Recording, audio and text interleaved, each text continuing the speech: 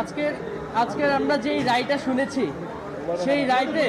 শহীদ পরিবার এবং আহতরা সম্পূর্ণ সন্তুষ্ট অর্জন করা সম্ভব হয় নাই। আমরা খুনি শেখ হাসিনা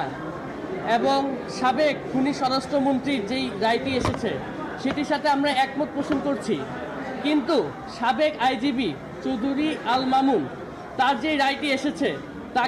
সেটি আমরা প্রত্যাখ্যান করছি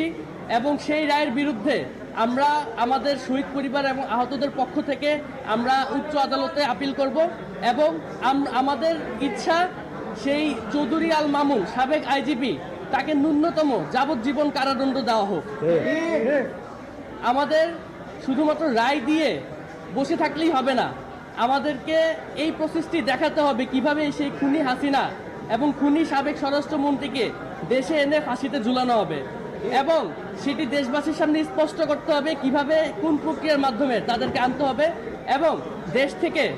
এই কার্যক্রম যত শীঘ্র সম্ভব তত শীঘ্রই শুরু করার জন্য আমাদের শহীদ এবং আহতদের পরিবারদের থেকে এটি দাবি জানানো হচ্ছে।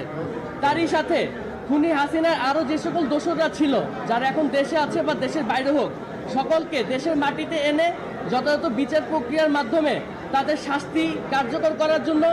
শহীদ এবং আহতদের পরিবারদের পক্ষ থেকে দাবি জানানো হচ্ছে এবং সরকারকে এবং এই দেশের সকলকে এ ব্যাপারে